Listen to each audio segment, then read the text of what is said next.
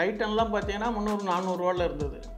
மாருதி பார்த்தீங்கன்னாக்கா 900 இருந்தது, இன்றைக்கி 12,000 சில்லறையில் ட்ரேடிங் ஆகிட்டுருக்கு. எஸ் பேங்க் 480 420 நானே வர்த்தகம் செய்திருக்கேன், தினசரி வர்த்தகம் செஞ்சுருக்கேன், ஸ்விங் ட்ரேடிங்கும் செஞ்சுருக்கேன். ஆனால் இன்றைக்கி அதே எஸ் பேங்க் பார்த்தீங்கன்னாக்கா 20 லெவலில் ட்ரேடிங் ஆகிட்டு இருக்குங்கிறது உங்களுக்கு தெரியும். 9.41% தான் ப்ரொமோட்டர்ஸ் தான் இருக்குது. 90.59 நான் இன்ஸ்டிடியூஷன்ஸ் இருக்குது. இருக்கக்கூடிய டேட்டாவில் பார்த்தீங்கன்னாக்கா இந்த ஸ்டாக்கை பொறுத்தவரையிலையும் ஃபாரின் இன்ஸ்டிடியூஷனோ டொமஸ்டிக் இன்ஸ்டிடியூஷன்ஸோ எதுவும் இருக்கிற மாதிரி அதர் இன்ஸ்டிடியூஷன்ஸ் அது இன்சூரன்ஸ் கம்பெனிஸனுடைய ஹோல்டிங் இருக்கிற மாதிரி எதுவும் தெரியப்படவில்லை. 21,800 இருக்கிற போது இன்னும் இறங்கும்னு நினச்சிக்கிட்டு இருந்தோம். அப்போ இன்வெஸ்ட்மெண்ட் பண்ணல, திடீர்னு அப்படியே ஏற மெதுவாக ஏறிடுது. 26,200 வந்தபோது நம்ம வாங்கியிருந்த பங்குகள் நல்ல விலை வந்ததா, அப்போ கொடுத்துருக்கலாமா, இன்னும் ஏறும்னு வச்சுருக்கோம். இப்படி ஏறுற போது இன்னும் ஏறும்னு நினச்சிட்ருக்கோம். 21,800 இருந்த பொழுது இந்த சந்தையை இவ்வளோ தூரம் மேல் நோக்கி கொண்டு வந்ததில் பெரும் பங்கு அளித்தது ஐடி துறையை சார்ந்த பங்குகள் மற்றும் வங்கித்துறை பங்குகள். அந்நிய நாட்டில் பக்கத்தில் எங்கேயாவது யாராவது சண்டை போட்டுக்கினாக்கா உடனே நம்ம இராணுவ சம்மந்தப்பட்ட ஸ்டாக்குகள்லாம் ஏறுது. அது மாதிரி ஒவ்வொன்றுக்கும் ஒவ்வொரு லிங்க் இருக்குது, சைக்கிளிக் தான் இது. அதனால் ஒன்று இறங்கித்தனா அதனால் எல்லாமே இறங்குறதும் இல்லை. அதே மாதிரி ஒரு கட்டுமானத்தின் வலிமை, கட்டிடங்களின் பாதுகாப்பு, ஸ்ரீ துர்கா டிஎம்டி கம்பிகள். நியூஸ் கஃபே நேயர்களுக்கு கோவை விஸ்வநாதனுடைய அன்பான வணக்கங்கள். சந்தையின் போக்கு பொதுவாகவே கடந்த ஒரு மாதமாகவே ஒரு நிலைப்பாடு இல்லாமல் ஒரு குறுகிய வட்டத்துக்குள்ளேயே இயங்கிட்டு இருக்கு. Just like as cat crossing அப்படிங்கிற மாதிரி. இந்த ரோட்டில் ஒரு கேட் கிராஸ் பண்ணணுன்னா நீங்களாம் பார்த்துருப்பீங்க, அது எப்படி இந்த பக்கம் போகாது அந்த பக்கம் போகாது, அப்படியே ரெண்டு பக்கம் பார்த்துக்கிட்டே இருக்கும். அதுக்குன்னு ஒரு சரியான தருணத்தை பார்த்து தான் அந்த ரோடை கிராஸ் பண்ணணும். நம்மளாம் நடைமுறையில் பார்த்துருக்கோம். அது மாதிரி தான் இப்போது சந்தை என்னன்னு கேட்டிங்கன்னா, ட்ரம்ப் டேரிஃப் கிளாரிட்டிக்காக ஒரு பக்கம் வெயிட் பண்ணிகிட்ருக்கு.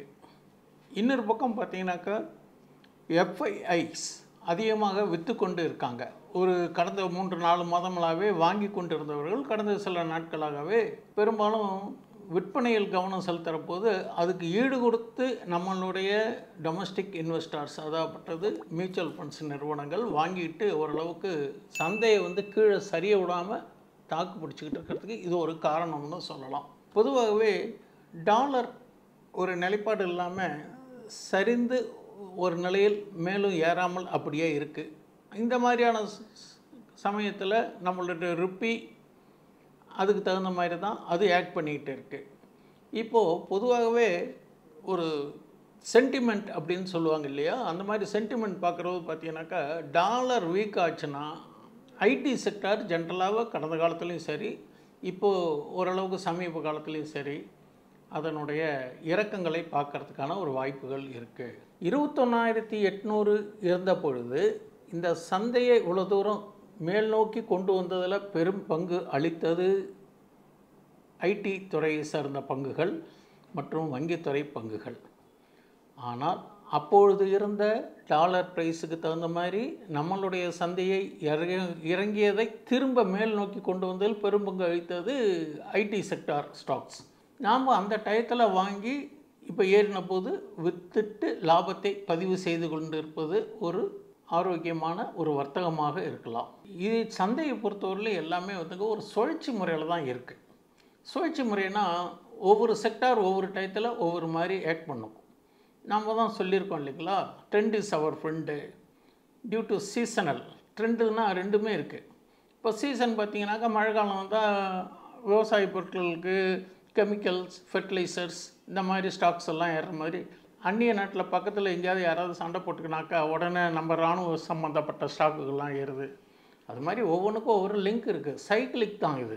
அதனால் ஒன்று இறங்கித்தனா அதனால் எல்லாமே இறங்குறதும் இல்லை. அதே மாதிரி ஒரு குறிப்பிட்ட துறை ஏறினால் இன்னொரு சரிவு ஒரு பக்கம் இருந்துக்கிட்டு இருக்குது. அதனால் நம்ம சந்தை பெரிய அளவில் கீழே இறங்க விடாமல் நியூட்ரலாக இருக்கிறதுக்கான காரணம் இது தாங்க.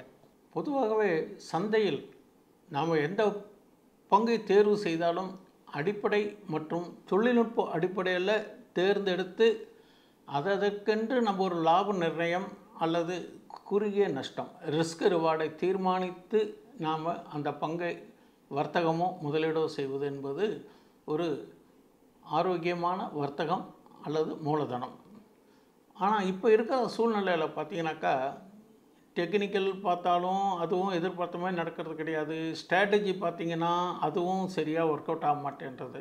ஏன்னு கேட்டிங்கன்னா ஒரே சூழ்நிலை மேலே ஏறினாலும் பரவாயில்ல, இல்லை கீழே இறங்கினா பரவாயில்ல, நம்ம அதை ப்ரெடிக்ட் பண்ணலாம். இப்போ அந்த மீடியத்தில் இருக்கிற போது த கேட் இஸ் ஆன் தி வால். இது எந்த பக்கம் போகும் எந்த பக்கம் இறங்குங்கிறது நம்ம சொல்ல முடியாத ஒரு சூழ்நிலையில் இருக்கிற போது கடந்த ஒரு மாதமாகவே இப்படி தான் பங்குச்சந்தை இயங்கிகிட்டு இருக்குது. அதனால் இந்த டயத்தில் பெரிய வர்த்தகத்துக்கும் சரியான வாய்ப்புகள் கிடைக்கிறதில்ல. மூலதனம் செய்யணும்னா எப்படி செய்கிறது, இன்னும் இறங்கிடுதுன்னா என்ன பண்ணுறது, இப்படி இருக்குது. 21,800 இருக்கிற போது இன்னும் இறங்கும்னு நினச்சிக்கிட்டு இருந்தோம். அப்போ இன்வெஸ்ட்மெண்ட் பண்ணல, திடீர்னு அப்படியே ஏற மெதுவாக ஏறிடுது. 26,200 வந்தபோது நம்ம வாங்கியிருந்த பங்குகள் நல்ல விலை வந்ததா, அப்போ கொடுத்துருக்கலாமா, இன்னும் ஏறும்னு வச்சுருந்தோம். இப்படி ஏறுற போது இன்னும் ஏறும்னு நினச்சிட்ருக்கோம்.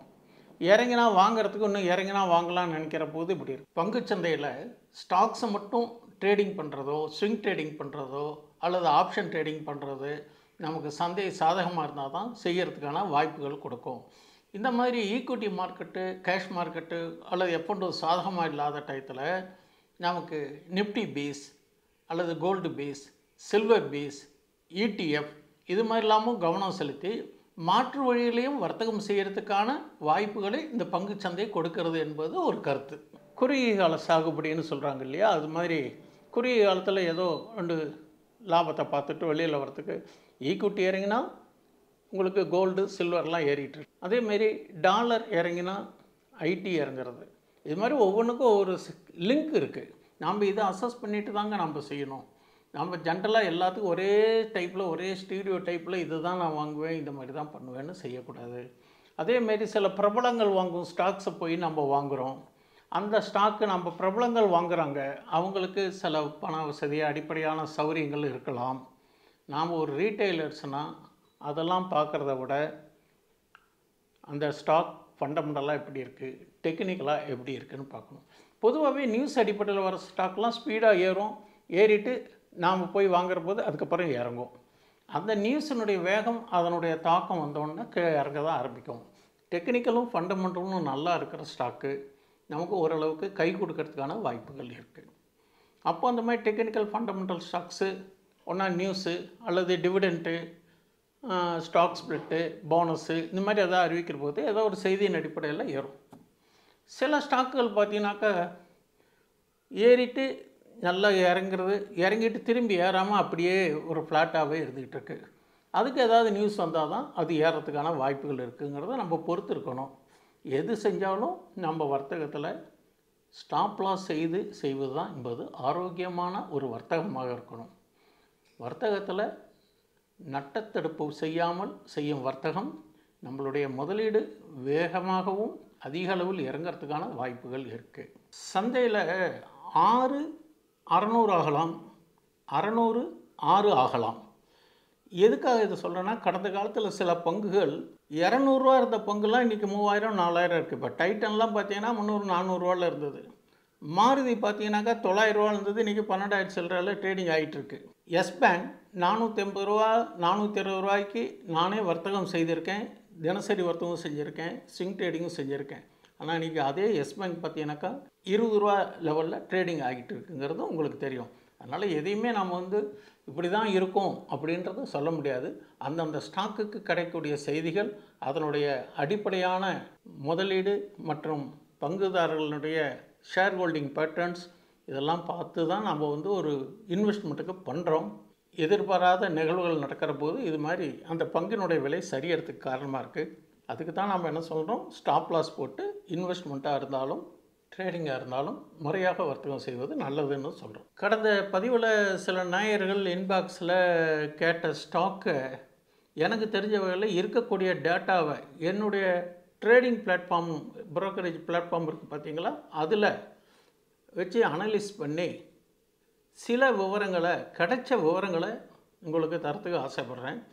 இந்த தகவல் ஒரு தகவலுக்காக மட்டுமே தவிர, இருக்கக்கூடிய டேட்டா என்ன உண்டோ அதைத்தான் நம்ம சொல்கிறோமே தவிர, அடிப்படையாகவும் சில செய்திகளையும் சொல்கிறோமே தவிர, இதில் பங்கை வாங்கிறதுக்கோ விற்கிறதுக்கோ அக்யூமுலேட் பண்ணுறதுக்கோ எந்த கருத்தும் என்னுடைய கருத்தை நான் தெரிவிக்கவில்லை என்பதை உறுதியாக சொல்கிறேன். ஒரு நேயர் இன்பாக்ஸில் டெபாக் இண்டஸ்ட்ரீஸ் அப்படிங்கிற ஸ்டாக்கினுடைய நிலைப்பாடு என்னன்னு கேட்டிருந்தாங்க. அது என்னன்னு கேட்டிங்கன்னா, அது என்எஸ்சி ஸ்டாக்கு தான், ஸ்மால் கேப் இன்ஜினியரிங் ஸ்டாக். அது பொதுவாகவே 20 ரூபாய்க்கு கீழே இருந்தாலே அதெல்லாம் பென்னி ஸ்டாக்குன்னு தான் சொல்லுவோம். பென்னி ஸ்டாக்னால் பெரிய லிக்விடிட்டி இருக்காது, பெரிய அளவில் அது வர்த்தகத்துக்கான வால்யூம் கிடைக்காது. சில ஸ்டாக்குகள், அதுவும் குறிப்பாக பிஎஸ்சி இது மாதிரி எக்ஸ்சேஞ்ச் ஸ்டாக்ஸ் எல்லாம் பார்த்திங்கன்னா வாரத்தில் ஒரு நாள் ட்ரேட் ஆகக்கூடிய சில பென்னி ஸ்டாக்ஸ் எல்லாமும் இருக்கிறதா நம்ம பார்த்துருக்கோம். நம்ம ஒரு ஸ்டாக்கை தேர்ந்தெடுக்கிறது கூடுமான வரலையும் இந்த பென்னி ஸ்டாக்ஸு அவாய்ட் பண்ணுறது நல்லது. அந்த நிறுவனம் ஃபண்டமெண்டலாகவும் டெக்னிக்கலாகவும் நம்மளுடைய பேராமீட்டர்ஸ், அதாவது தம்பு ரூல்ஸ்க்கு உள்ளே இருந்தால் மட்டும் கன்சிடர் பண்ணுவது என்பது ஒரு லாபகரமாகவும் இருக்கும். ஓரளவுக்கு இயக்கத்தை கொடுக்குற போது விரைவில் நம்ம அதனுடைய லாபத்தை பதிவு செய்து வெளியில் வரத்துக்கான வாய்ப்புகளாகவும் இருக்கும். இந்த பங்கை பொறுத்தவரையிலும் இந்த மார்க்கெட் ரிட்டர்ன் 2.37, செக்டார் ரிட்டர்ன் பார்த்திங்கன்னா -9.33%, ஸ்டாக் 1 இயர் ரிட்டர்ன் பார்த்திங்கன்னா -71.53. இது short term and long term as per data negative பயாஸில் தான் இருக்குங்கிறது நம்மளுடைய ட்ரேடிங் பிளாட்ஃபார்மில் இருக்கக்கூடிய டேட்டா சொல்கிறது. நீங்கள் கூட பார்க்கலாம், அந்த ஸ்டாக்ஸை ப்ரெஸ் பண்ணி அந்த ஸ்டாக் டீட்டெயில்ஸ்ன்னு இருக்கும், அதில் போயிட்டு பார்த்தீங்கன்னாக்கா உங்களுக்கு டெக்னிக்கல், ஃபண்டமெண்டல், ஓவர் வியூன்னு இருக்கும். அதில் ஃபண்டமெண்டல் இது பண்ணிங்கன்னா அந்த நிறுவனம் எந்த நிறுவனம், எந்த துறையை சார்ந்தது, அவங்களுடைய நிறுவனம் பங்களிப்பு எப்படி, அதனுடைய ஷேர் ஹோல்டிங் பேட்டர்ன்ஸ், டிவிடெண்ட்டு எல்லாமே அதுலேயே தெரியறது. ஒரு வழிகாட்டலுக்காக நான் சொல்கிறேன். அதேமாரி டெக்னிக்கல் பார்த்திங்கன்னா அது என்ன லெவலில் இருக்குது இந்த மாதிரியும் அதுலேயும் காமிக்கும். சில இதில் SWOT சொல்லுவாங்க, ஸ்ட்ரென்த்து, வீக்னஸ், ஆப்பர்ச்சுனிட்டி, த்ரெட்டுன்னு இருக்குது பார்த்திங்களா, அதனுடைய சதவீதம் போட்டிருப்பாங்க. ரெண்டாவது இது புல்லிஷ் பயாஸ் இருக்கா, பேரிஷ் பயாஸ் இருக்கா, 4 ஃபேக்டர் இருக்குது, அந்த ஃபேக்டர்லாம் என்னன்னு போட்டிருக்கோம். அதைத்தான் நான் சொல்கிறேன். இந்த விவரங்கள் எல்லாம் எங்கேருந்து எடுக்கப்பட்டது, இங்கேருந்து எடுக்கப்பட்டது தான் நான் சொல்கிறேன். அதனால் டேட்டா இப்படி சொல்கிறது.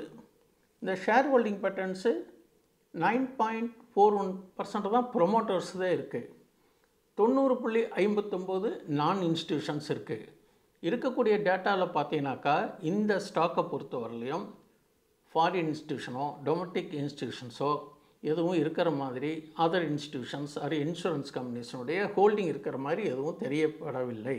இது குறித்து தங்களுடைய புரோக்கரேஜ் பிளாட்ஃபார்மில் போய் நீங்களும் அதை தெரிந்து உறுதி செய்து கொள்ள வேண்டியது உங்களுடைய பொறுப்பாகும். நான் சொல்லப்பட்ட கருத்து இருக்கக்கூடிய டேட்டாவை தான் சொல்லியிருக்கேன். இன்னொரு நேயர் ஆயுஷ் வெல்னஸ் அப்படிங்கிற ஸ்டாக்கு எப்படி நிலவரம் எப்படி இருக்குது, அதனுடைய நிலைப்பாடு இப்போ எப்படி இருக்குதுன்னு கேட்டாங்க.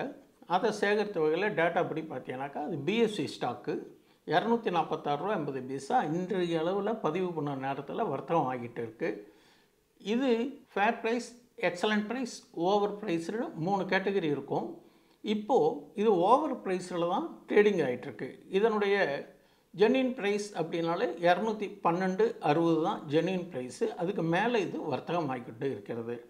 இது ஒரு small cap pharmaceutical and drugs stock. 52 week low பார்த்தீங்கன்னா 16.80, 52 வீக் ஹை பார்த்தீங்கன்னா 267.30. நல்ல ஒரு 1 இயரில் அபரிமிதமான ஏற்றத்தை கொடுத்துருக்கு. இந்த மாதிரி ஒரு தொடர்ந்து ஏற்றத்தை கொடுக்குற போது நாம் ஒரு ட்ரெயிலிங் ஸ்டாப் லாஸ் போட்டுக்கிட்டு கூடவே போகணும். ஏன்னு கேட்டிங்கன்னா ஒரு இந்த மாதிரி வேகமாக ஏறக்கூடிய ஸ்டாக்லாம் எந்த டயத்துலேயும் ஓரளவுக்கு ஹெவி செல்லிங் ப்ரெஷர் ஏதாவது வந்தால் நம்ம விற்கணும்னு ஆர்டர் போகிற போது அந்த லோ ஃப்ரீஸ் ஹை ஃப்ரீஸ் அந்த லிமிட்டுக்குள்ளே இருந்தால் நமக்கு ஆர்டர் போகாது. அதனால் நம்ம என்ன பண்ணணும், ஒன்றா ஜிடிடி ஆர்டர், ஸ்டாப் லாஸு, டார்கெட்டையும் வச்சு இதை அப்படியே கூடவே போனோம்னாக்கா தான் நமக்கு கூடுதலான லாபம் கிடைக்கவும். இந்த ஜிடிடி ஆர்டரை போட்டு ஸ்டாப் லாஸையும் போட்டு பண்ணுற போது அதிக நஷ்டத்தையும் தவிர்க்கிறதுக்கான ஒரு வாய்ப்புகள் இருக்கும். இந்த ஸ்டாக்கை பொறுத்தவரை மார்க்கெட் ரிட்டர்ன் 2.18%, செக்டார் ரிட்டர்ன் பார்த்தீங்கன்னா 11.02%.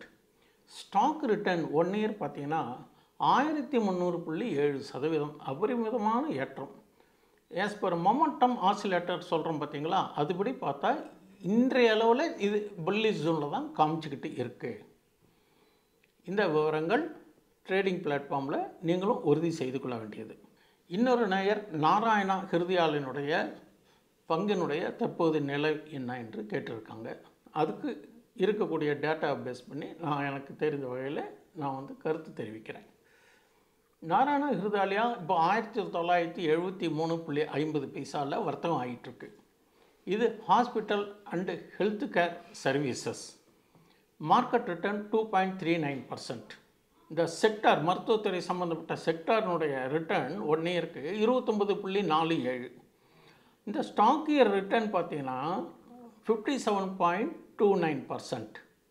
இந்த ஸ்டாக்கு நல்ல ரிட்டர்ன் கொடுத்துருக்கு. ஃபண்டமெண்டலி குட் ஸ்டாக்ஸாக இருந்தாலும் ஷேர் ஹோல்டிங் பேட்டர்ன் கீழே கொண்டுள்ளவாறு உங்களுக்கு தகவலுக்காக தெரிவிக்கிறேன். ப்ரொமோட்டர்ஸு 61.85%. எஃப்ஐஐஸ் அந்நிய முதலீடு சொல்கிறாங்க இல்லையா, 9.66%. Mutual funds 5.71%. Other DIIs 1.11%. Insurance companies எவ்வளோ வச்சுருக்காங்கன்னா 1.70%. நான் இன்ஸ்டிடியூஷன் சொல்கிறாங்க பார்த்தீங்களா, தட் இஸ் இந்த ரீட்டைலர்ஸ், அவங்க 17.97% வச்சுருக்காங்க.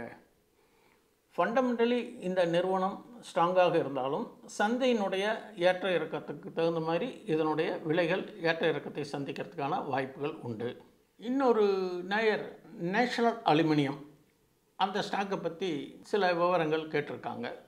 இருக்கக்கூடிய டேட்டா அடிப்படையில் பார்க்குற போது நேஷனல் அலுமினியம் பதிவு செய்யும் நேரத்தில் 196.78 விலையில் வர்த்தகம் ஆகிட்டுருக்கு.